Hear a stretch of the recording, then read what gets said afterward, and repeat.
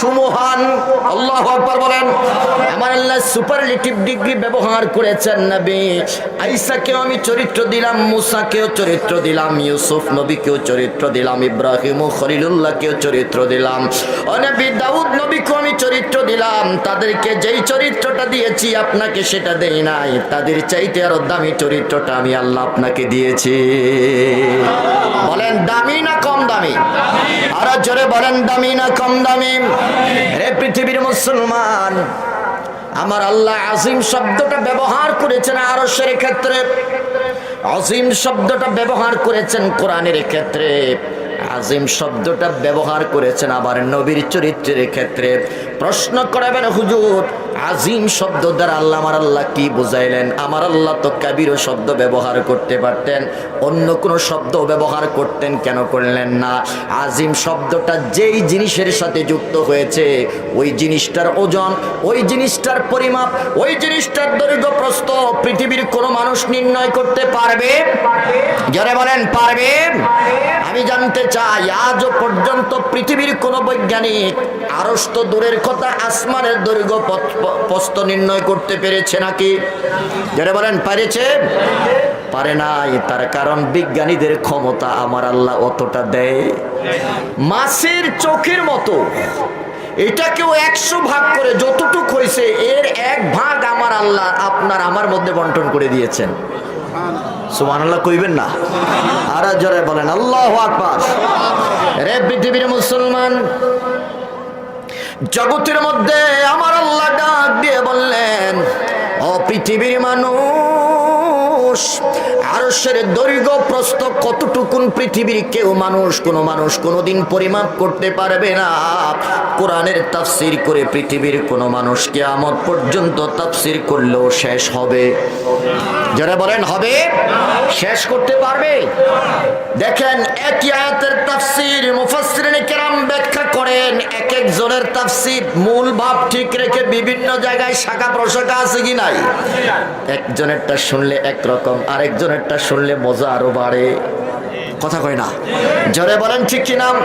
ও পৃথিবীর মুসলমান, কোরআনের ক্ষেত্রে আজিম শব্দটা আমার আল্লাহ ব্যবহার করেছেন। এটার ওজন, এটার পরিমাপ, এটার পরিধি কত বেশি পৃথিবীর কোনো মানুষ অনুমান করতে পারবে? আগে আরশের ক্ষেত্রে আমার আল্লাহ আজিম শব্দটা ব্যবহার করেছেন। আরশের দৈর্ঘ্য প্রস্থ পৃথিবীর কোনো মানুষ কোনোদিন নির্ণয় করতে পারবে না। আমার নবী ডাক দিয়া বললেন, আমার চরিত্রের ব্যাপারেও আমার আল্লাহ আজিম শব্দটা ব্যবহার করেছেন। যেই চরিত্র নিয়ে গবেষণা করলে পৃথিবীর কোনো মানুষ যদি গবেষণা শুরু করে তার জীবন শেষ হয়ে যাবে, তবু আমি নবীর চরিত্র নিয়ে গবেষণা করে শেষ করতে পারবে?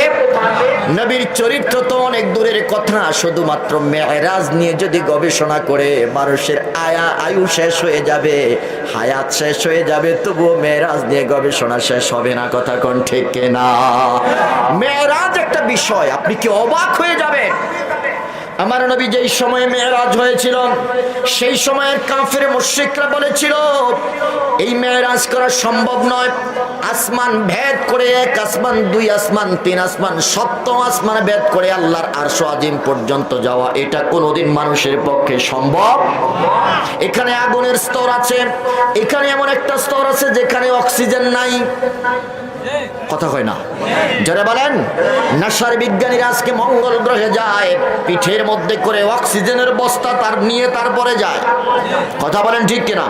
এখানে অক্সিজেনের নাই, এমন একটা স্তর আছে যেখানে বরফ আছে, তারও একটা স্তর আছে, আগুনের একটা স্তর আছে। এতগুলো স্তর ভেদ করে পৃথিবীর মানুষ কোনোদিন আকাশে যেতে পারে না। কথা কোন ঠিক কিনা? কিন্তু আজকের বিজ্ঞান প্রমাণ করতেছে যে না, এটা পসিবল, এটা মানুষের পক্ষে সম্ভব। কথা বলেন ঠিক কিনা? একটা জিনিস নিয়ে গবেষণা করে পৃথিবীর মানুষ কোনোদিন, মেরাজকে নিয়ে যদি গবেষণা করে কোনোদিন শেষ করতে পারবে? যারা বলেন পারবে? পারবে না। নবীর চরিত্র তো অনেক দূরের কথা, একটা বিষয় নিয়ে গবেষণা করবে মানুষের আয়ু শেষ হয়ে যাবে, তবু আমার নবীর এই মেরাজকে নিয়ে গবেষণা করে শেষ করতে পারবে না। বলেন দেখি, আমার নবী যেদিন মেরাজ করে এসেছিলেন, সকালবেলা আবু জাহেলের সাথে দেখা হয়ে গেল। ভিন্ন একটা প্রসঙ্গ নিয়ে আমি আলোচনা করতে চাই। প্রাসঙ্গিক আলোচনা হিসাবে চলে এসেছে। মেরাজ নিয়ে গবেষণা করলে পৃথিবীর কোনো মানুষ একটা বিষয়ের উপরে গবেষণা করে শেষ করতে পারবে না। আমার নবী মেরাজ করে আসলেন, সকালবেলা আবু জাহেলের সাথে দেখা হয়ে গেল। কত বড় চমকপ্রদ একটা বিষয়, আশ্চর্যান্বিত একটা বিষয়। পৃথিবীর কোনো দিমাগ দিয়ে এটা বোঝা সম্ভব? কিভাবে সম্ভব?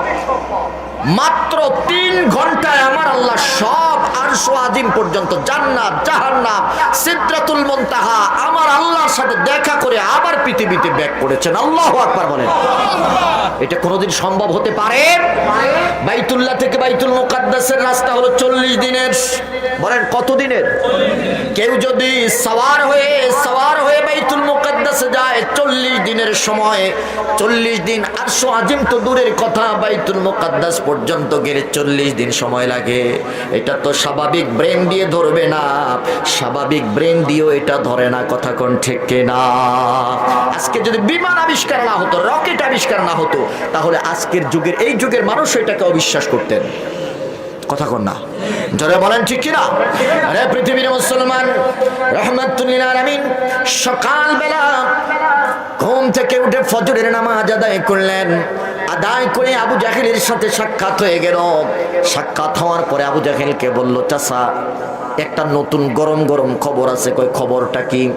খবর হলো গত রাতে আমি বাইতুল্লাহ থেকে বাইতুল মুকাদ্দাস গিয়েছি, সেখান থেকে সোজা উপরে, সুবহানাল্লাহ বলবেন না, সেখান থেকে সোজা ডাইরেক্ট উপরে গেছি। কোথায় গেছো? আমি আল্লাহর সাথে দিদার করে এসেছি।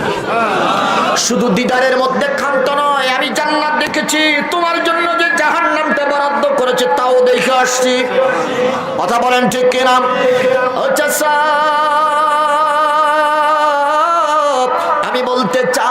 আমি বলতে চাই যদি আমি মুহাম্মদুর রাসূলুল্লাহর সাথী হয়ে যাও, তাহলে তোমার জন্য জান্নাত, জান্নাতের নিয়ামতের কথা আমার নবী শুনাইলেন। আর যদি আমার কথা না মানো, তাহলে জাহান্নামের ভিতরে ঢুকতে হবে। তার বর্ণনাও আমার নবী আবু জাহেলকে শোনায় দিলেন। আবু জাহেল এই কথাটা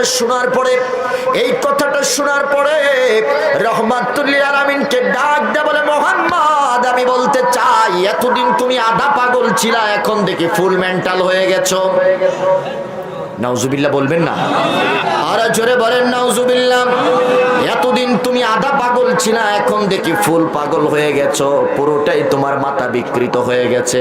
বলে যে কেন? কয় বাইতুল্লাহ থেকে বাইতুল মুকাদ্দাস পর্যন্ত যেতে 40 দিনের রাস্তা, তুমি 40 দিনের রাস্তা কয় মাত্র 3 ঘন্টায় তুমি পার করেছো।